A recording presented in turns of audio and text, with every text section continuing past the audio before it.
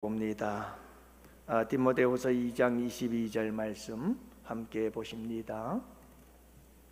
디모데후서 2장 22절 다 같이 함께 보십니다.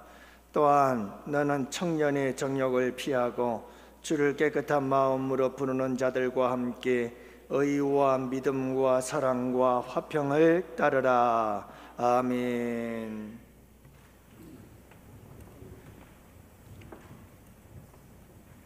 오늘은 이렇게 우리가 해가 지고 이렇게 또 저녁이 되어져서 함께 예배를 드리는 여러분들의 모습을 보면서 괜히 울컥해지면서 참 감사하다. 새벽부터 늦은 이 시간까지 온전히 주님의 전에서 주님을 예배하며 지낼 수 있다는 게 얼마나 참 감사한지 주님께 감사가 나오네요. 우리 주님의 딸이요, 우리의 딸이죠. 우리 혜원자매 바이올린 연주를 했는데 이제 8월 중순쯤에 또 이제 유학을 가서 박사 과정 공부를 하고 올 텐데 떠날 때 인사를 하겠습니다만 여러분들 기도 많이 해주시고 또 훌륭한 연주자가 되어 돌아와서 얼마나 또 하나님을 잘 섬기겠어요. 주님의 자랑이요, 우리 교회의 자랑이 될 줄로 믿습니다. 그래요. 우리 함께 기도로 응원해 주시면 감사하겠어요. 아담은 한국 사람일까요? 외국 사람일까요? 모르겠어요? 한 외국인이 한국 사람에게 물었습니다. 아담이 어느 나라 사람인지 아십니까? 하고 물었더니 한국 사람이 대답을 했습니다. 글쎄요, 잘 모르긴 하지만 선악과를 먹고 하나님의 명령을 어긴 것으로 보아서 한국 사람은 분명히 아닙니다. 이렇게 대답을 했어요. 외국 사람이 물었죠. 아니 그게 무슨 말입니까? 그랬더니 이 한국 사람이 대답하기를, 한국 사람 같으면 절대 선악과 안 따먹고 뱀을 잡아먹었을 겁니다. 그렇죠? 이 보양식 뱀을 그냥 내버려 둘 수가 없었죠. 한국 사람 같으면 선악과는 별로 관심이 없죠. 뱀 잡아먹죠. 여러분 오늘도 하루 주 안에서 이렇게 또 은혜로운 시간들을 보내서 너무 감사하고 또 한 주간도 이 은혜 안에서 승리하는 여러분들 되시기를 축복합니다. 오늘 본문에서는 청년들 다음 주에는 좀 꼭 나와서 함께 말씀을 나눴으면 좋겠어요. 왜냐하면 오늘은 청년의 정욕을 피하라 라고 하는 이 말씀이 사실은 오늘 주제가 아니고 다음 주일 주제예요. 그래서 우리 청년들에게 중요한 말씀이 아닐까 싶은 생각이 들어요. 오늘은 서론적인 부분에 조금 더 중점을 두어서 좀 소극적인 신앙 태도와 적극적인 신앙 태도에 대해서 함께 살펴보려고 하는데, 오늘 본문의 말씀은 사도 바울이 디모데에게 이렇게 명령합니다. 피할 것은 피하고 따를 것은 따르라. 이렇게 이야기를 하는 거예요. 신앙생활이란 바로 그런 거예요. 여러분 다른 것 없습니다. 우리가 하나님을 믿고 예수님을 믿고 신앙생활한다는 것은 피할 건 피하고 따를 건 따르는 거죠. 성경은 항상 이 두 가지를 이야기를 할 때가 참 많습니다. 하나는 하라 라고 하는 말씀, 또 하나는 하지 말라 라고 하는 이런 말씀으로 구성되어 있다라고 봐도 크게 문제가 없죠. 특히 십계명 같은 경우를 보면 아주 확연하게 구분이 되어집니다. 십계명을 보면 하라, 하지 말라 라고 확연하게 구분이 되어지는 것을 보게 됩니다. 결국 신앙생활이란 하라는 것은 하고 하지 말라는 것은 하지 않는 게 좋은 거죠. 한국 사람이었으면 아담이 참 좋았을 건데, 진짜 선악과 안 따먹고 뱀을 잡아먹었으니 이게 참 얼마나 좋았을까요? 사탄 마귀를 이기고 승리하셨을 텐데, 하라는 걸 하지 말아야 해야 되고 하지 말라는 건 하지 말아야 되는데 말이죠. 그러니까 여러분, 죄라고 하는 것은 뭘까요? 죄라고 하는 것은 하라는 거 하지 않고 하지 말라는 걸 하면 그게 죄가 되겠죠. 여러분, 우리가 아담의 이야기를 했습니다마는 최초의 인간인 아담에게 하나님께서 어떤 명령을 주셨죠? 하라는 명령 주셨나요? 하지 말라는 명령 주셨나요? 참 가만히 생각해 보니 하라는 명령이 아니라 하지 말라는 명령을 주셨더라고요. 그래서 왜 그랬을까 하고 나름 고민하며 하나님께 여쭤봤더니 하나님께서 제 마음에 감동하시기를 하라는 것보다 하지 말라는 게 더 쉬우니까, 그래서 가능한 한 죄짓지 말라고 쉬운 말씀을 우리에게 주지 않았겠는가 하는 생각을 해봤어요. 하지만 그럼에도 불구하고 아담은 따먹지 말라, 하지 말라라고 한 일을 하고 말았죠. 그래서 그럴까요? 이 아담의 본성이 모든 인간들에게 그대로 전이 되어져서 인간들은 꼭 청개구리가 돼버리고 말았어요. 하라는 말은 안 듣고 하지 않고, 하지 말라고 하면 궁금해서 못 견뎌. 꼭 하지 말라고 하는 일은 더해. 이게 아담의 속성이 아닐까 이렇게 생각을 해봅니다. 어쨌든 간에 중요한 것은 여러분, 피할 것을 피하고 따를 것은 따르라. 피한다는 것은 좀 소극적 의미잖아요, 그렇죠? 좀 더 따르는 것은 적극적 의미겠지요. 이 두 가지가 다 순종이고, 또 이것을 순종하지 못했을 땐 똑같은 죄이긴 하지만 분명한 것은 좀 더 적극적이고 소극적인 면에 있어서는 어느 정도 차이가 있다, 이렇게 볼 수가 있습니다. 그래서 하나님께서도 말씀하시기를 하나님에 대한 계명, 사람에 대한 계명, 이런 계명들을 이렇게 둘로 나누기도 하십니다. 그래서 하나님 사랑이 먼저고 이웃 사랑이 나중이고, 하지만 하나님 사랑과 이웃 사랑은 둘이 아니라 하나다. 하나님을 사랑하는 것처럼 이웃을 사랑하라, 이렇게 말씀하고 있음을 보게 되어집니다. 그러나 여러분, 중요한 것은 뭐냐 하면 하나님 사랑이 먼저예요. 좀 더 적극성을 띄어야 할 것을 말씀하고 있고요. 물론 똑같은 의미긴 합니다만은 좀 더 이웃 사랑은 그 차후의 이야기다. 하나님 사랑 안에서 이웃을 사랑할 때 그 이웃 사랑이 옳은 사랑이다 라고 하는 것을 말씀해 주고 있는 겁니다. 여러분, 수평적, 수직적 관계에 대해서도 우리 주님께서 말씀하시는데요, 수직적 관계, 수평적 관계도 이렇게 나누어서 말씀을 해주고 계셔요. 수직적으로는 누구와의 관계? 하나님과 나와의 관계. 수평적 관계는 나와 너, 우리와의 관계. 그래서 수직적 관계가 우선이고, 수평적 관계는 이 수직적 관계, 하나님과 나와의 관계 속에서 나오는 그러한 관계가 바르고 참되고 성경적이며 옳은 관계다라고 하는 거예요. 그렇기 때문에 하나님과의 관계가 뒤틀리고 하나님과의 관계가 깨어져 버리면 모든 관계는 다 뒤틀리고 깨어질 수밖에 없게 되어진다라고 하는 것을 우리가 반드시 기억해야 된다는 것을 말씀해 주고 있는 거예요. 여러분, 가만히 보면 아담과 하와가 여러분 이렇게 엉망이 되어져 버린 것은 하나님과의 관계가 깨지면서, 하나님과의 관계가 깨지니까 누구와의 관계도 깨지고 아담과 하와의 관계도 깨지고, 수직적 관계가 무너지니까 수평적 관계도 무너지는 거예요. 자기 자신과의 관계도 깨어져서 자기 자신에 대하여 자존감을 잃어버린 채 자기 자신에 대하여 부끄러워하고 자기 자신에 대해서 수치심을 느끼게 되는 이와 같은 비극적인 일들이 벌어지기 시작하고, 자연에 대해서도 하나님께서 잘 다스리라고 했는데 다스리지 않고 파괴하는, 그래서 자연은 파괴하는 인간에게 또 무서운 그런 재앙을 가져다 주는 이런 적대적 관계가 되어져 버린 것이, 다 이런 관계들이 다 무너지고 깨어진 것이 어디에서 오는 거죠? 수직적 관계가 깨어졌기 때문이라는 것이고, 그래서 여러분, 예수님께서 이 세상에 오셔서 우리의 죄를 대속하시고 구원하실 때에도 여러분 가장 중요한 것은 어떤 관계의 회복이에요? 수직적 관계의 회복이에요. 하나님과 우리와의 관계를 회복하는 거예요. 그리고 그 관계 속에서 모든 관계들이 회복되어져 나가도록 만드신 것, 이것이 여러분 하나님의 관계 회복의 원리인 줄 믿습니다. 그래서 많은 사람들을 가만히 보면 많은 우리 성도님들도 그렇게 생각을 하지요.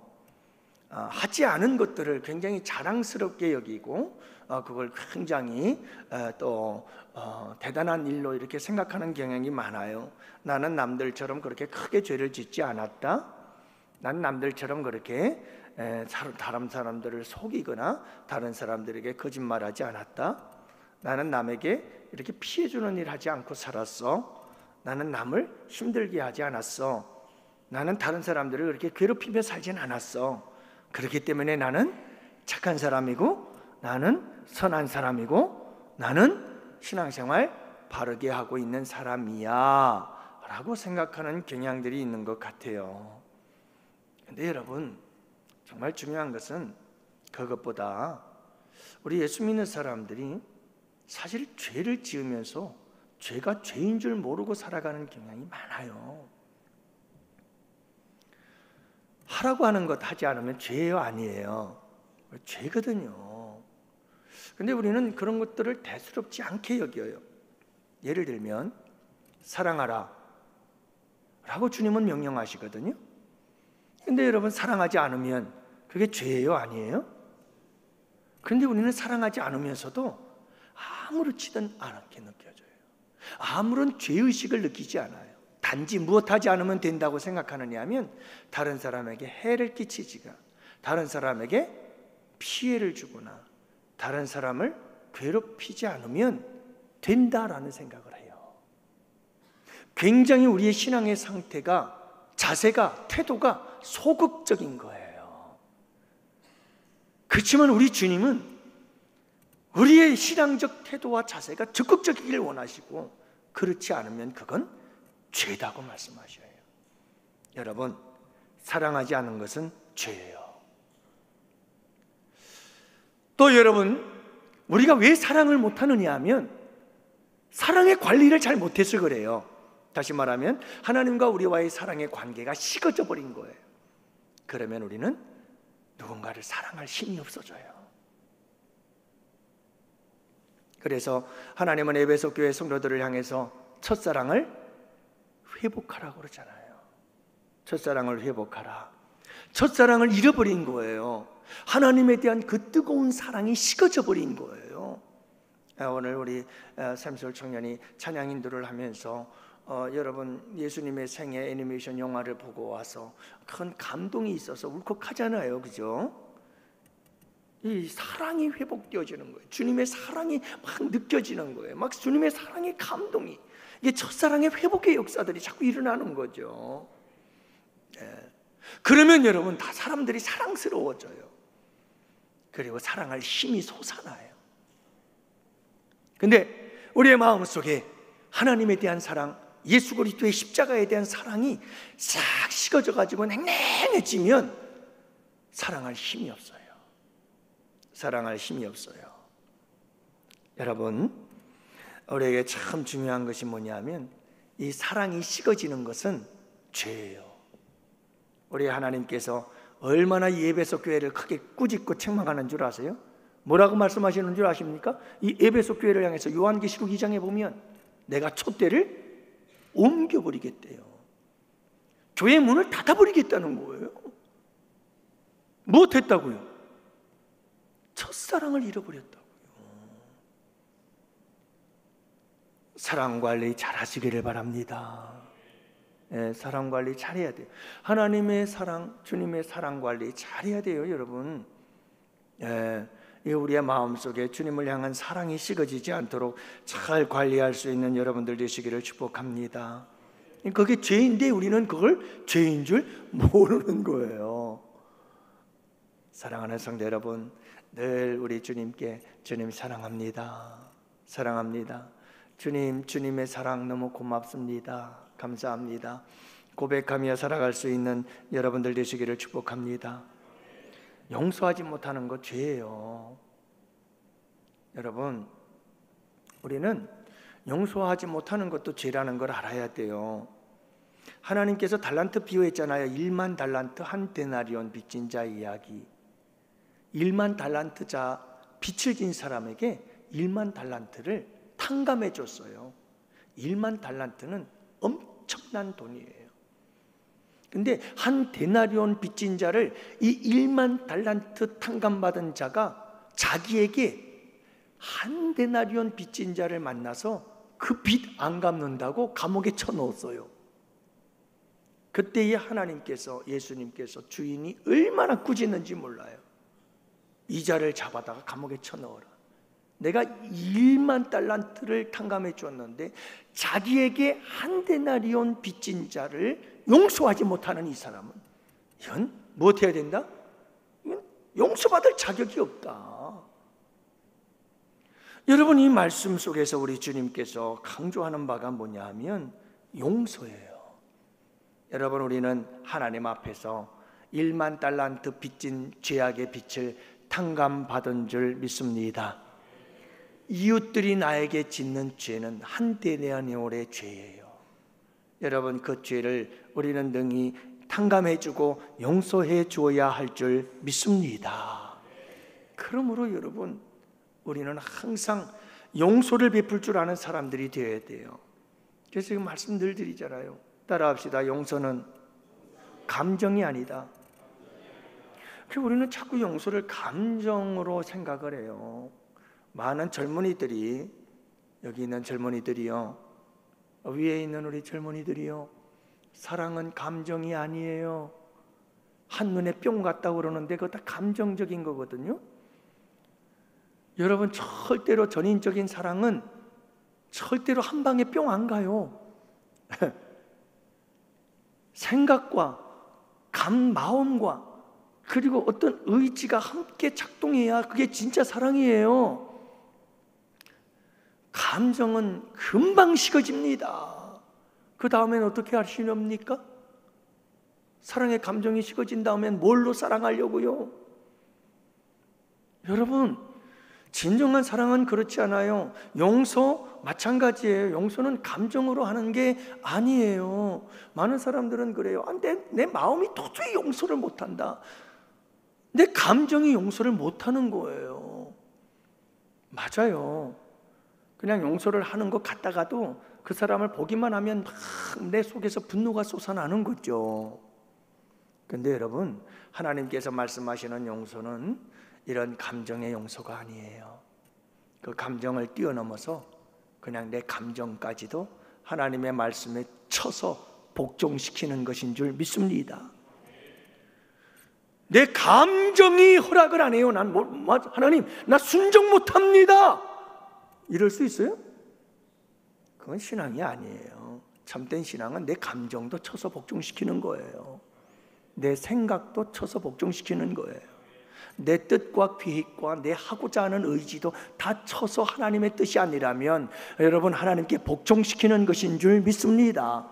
우리의 지정의 전 인격을 다 쳐서 하나님께 내어드리는 것, 이게 여러분 진정한 순종입니다. 그렇기 때문에 하나님, 난 이거 도저히 용서할 수 없어요 하는 것도 쳐서 주님께 복종해야 되는 줄 믿습니다. 그게 믿음이에요. 그게 진정한 순종이죠. 여러분, 그래요. 내 마음은 도저히 용서가 안 돼요. 그래도 하나님은 뭐라고 그러죠? 용서하라. 그러니 용서하라는 거예요. 그래서 제가 여러분 코리 텐붐 여사의 이야기를 늘 하잖아요. 코리 텐붐 여사,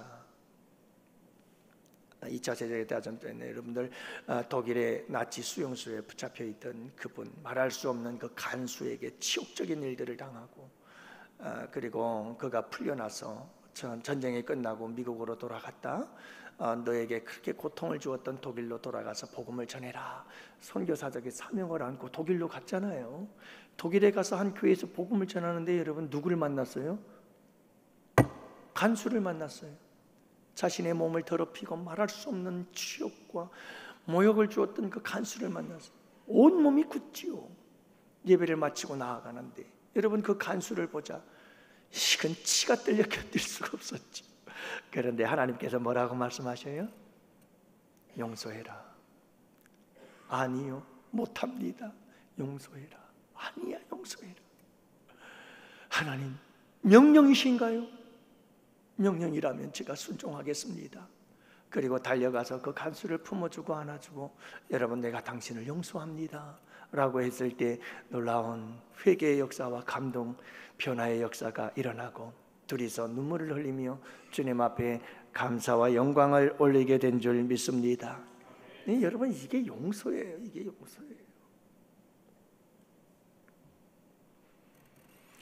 기도하지 않는 것이 죄라는 사실을 믿으시기를 바랍니다. 우리 주님이 뭐라고 그러죠? 항상 기도하라. 사도 바울은 뭐라고요? 쉬지 말고 기도하라.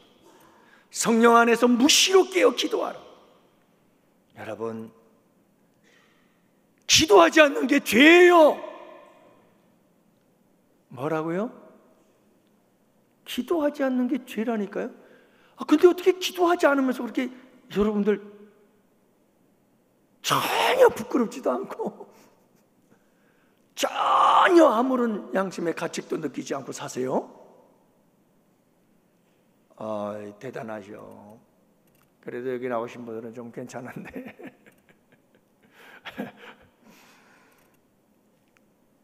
구하는 기도를 드리는 사람들은 이런 기도를 할 수가 없어요. 구하는 기도는 한계가 있어요. 무슨 한계가 있느냐 하면, 내가 필요할 때만 구해요. 내가 구할 게 없으면, 다시 말하면 내가 좀 어느 정도 여유 있고 풍요롭고 문제가 없으면 기도할 거리가 없어져요. 항상 기도할 수 없는 거예요.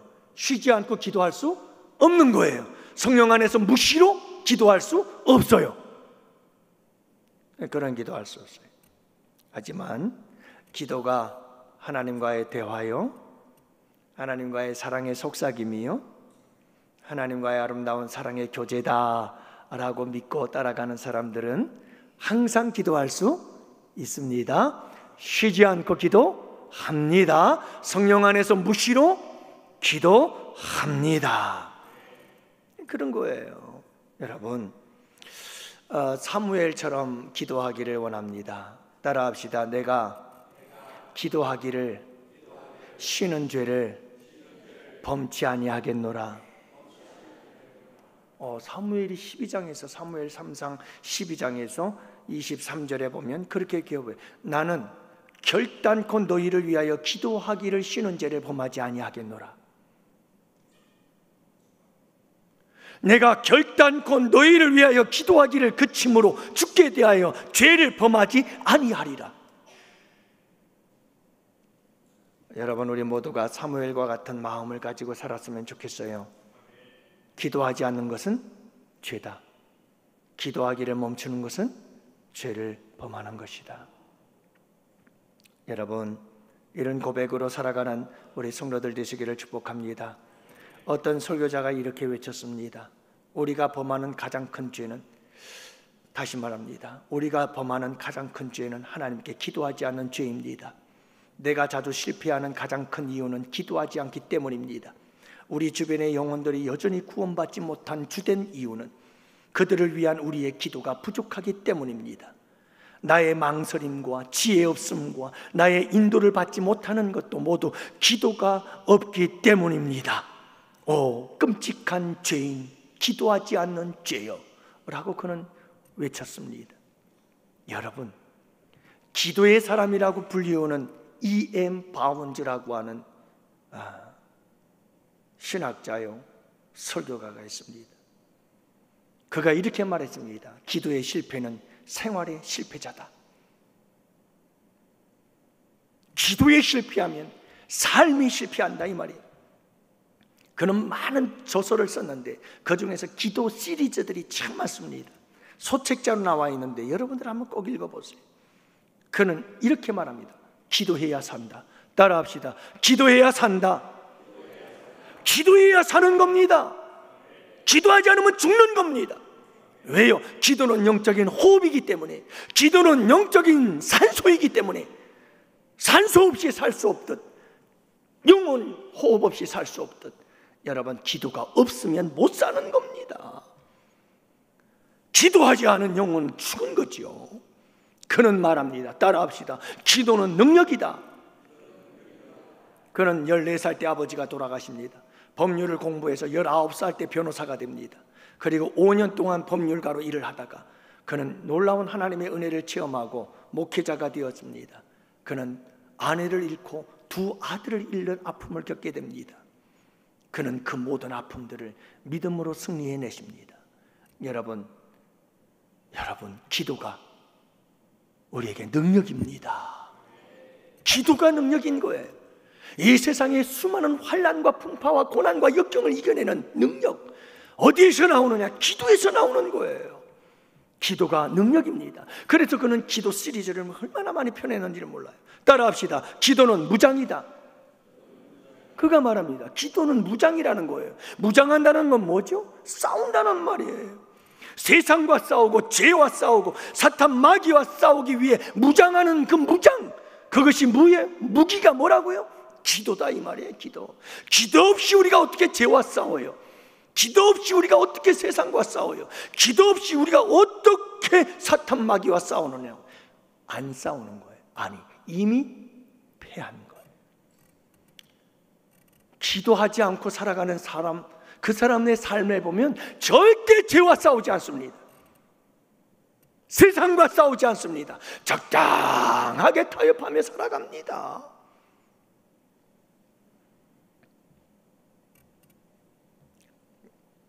우리 따라합시다. 이엠 바운즈, 그분은 이렇게 말합니다. 교회의 생명과 능력과 영광은 기도입니다. 교회의 생명은 기도입니다. 교회의 능력은 기도입니다. 교회의 영광은 기도입니다. 제가 목회를 하면서 제일 두렵고 떨리는 게 있습니다. 우리 양원교회의 기도가 쓰러지면 우리 양원교회의 생명은 끝이다. 우리 양원교회의 능력은 끝이다. 우리 양원교회의 영광은 끝이다. 이것 때문에 제 마음이 애가 탑니다. 우리 양원교회의 밤기도와 우리 양원교회의 새벽기도와 우리 양원교회의 철야 기도가 식어지기 시작하면 우리 교회의 생명이 끝이다. 우리 교회의 능력이 사라진다. 우리 교회의 영광이 떠나는 거다. 그래서 저는 바짝바짝 침이 마를 정도로 얼마나 성도들이 여러분 기도하는 일에 대해서 목이 마르는지 몰라요. 기도가 없으면 교회는 죽는 거예요. 여러분, 기도하지 않는 것은 죄예요. 불신앙이 죄예요. 왜 기도하지 않는지 아세요? 하나님을 안 믿으니까 기도 안 하는 거예요. 여러분, 기도하지 않는 죄는 교만의 죄예요. 왜 기도하지 않는지 아세요? 내가 다 할 수 있다고 믿는 거예요. 그것보다 교만한 게 어디 있어요? 기도하지 않는 건 왜 죄인지 아세요? 하나님을 무시하는 거예요. 여러분, 기도하지 않는 게 왜 죄인 줄 아세요? 주님과 교제하기를 거부하는 것이기 때문이지요. 마지막으로 한 가지만 더 말씀드리고 마칩시다. 시간이 많이 갔네요. 여러분, 전도하지 않는 것도 죄라는 거 아세요? 참 감사해요. 저는 우리 양원교회 성도들이 열심히 전도하는 모습을 바라보면서 감사하죠. 여러분, 토요일 날 어제 인천 지역에 폭우가 있을 거라는 일기예보에도 불구하고 막 꾸역꾸역들 모여들기 시작하는데 안에 101명이 모였다니까요. 그래서 복음을 전했어요. 참 복된 일이죠. 전도하지 않으면서도 여러분, 우리가 아무런 죄책감을 느끼지 못한다면 그 문제가 있어요. 거룩한 부담감이 있어야 되는 줄 믿으시기 바랍니다. 거룩한 부담감이 있어야 돼요. 전도하지 않는 것은 여러분 죄예요. 어떤 분은 살인죄라고 말을 해요. 전도하지 않는 것은 살인죄다. 영혼의 살인죄. 여러분, 영혼의 살인죄다 이렇게까지 말을 할 정도로. 현대 기독교 지성을 대표하는 복음주의 신학자 존 스토트 목사님은 수많은 책을 썼는데 그 중에 하나가 기도하지 않는 죄라고 하는 책이에요. 제 책장에도 꽂혀 있습니다만은 전도하지 않는 것은 죄. 오래전에 읽었던 책이고 이건 고전이에요. 거의 고전이 돼버린 책이거든요. 여러분, 예수님의 최대 명령이 뭐죠? 예수님의 최대의 명령은 땅끝까지 복음 전하라. 이게 예수님의 최대의 명령이에요. 그렇다면 여러분, 최대의 죄는 뭐죠? 복음 전하지 않는 거예요. 사람들은 우리가 이런 죄를 지으면서 죄를 죄로 알지 못하는 이유가 있어요. 왜냐하면 세상적인 기준을 가지고 살아서 그래요.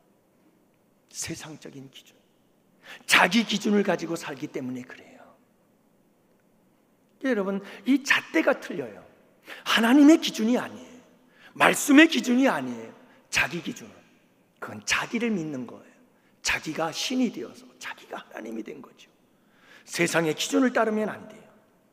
사랑하는 우리 양원의 성도 여러분, 그리고 우리 청년 여러분들이요, 이 세상의 기준을 절대 따르면 안 됩니다. 우리의 기준은 하나님입니다. 하나님의 말씀을 따라가야 합니다. 그러므로 여러분, 금식하며 기도해서 시집장가 가시고 결혼해서 생육하고 번성하시기를 바랍니다.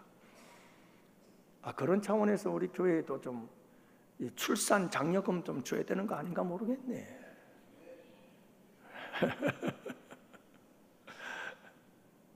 그래서 여러분, 우리가 좀 더, 오늘 말씀은 그거예요.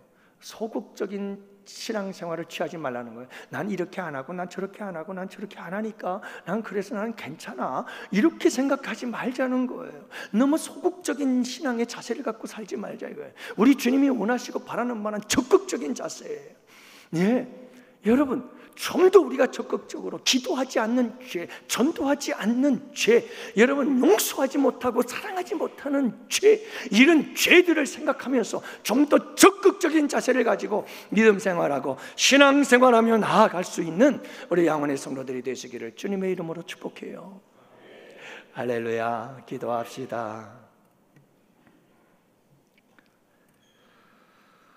하나님 아버지,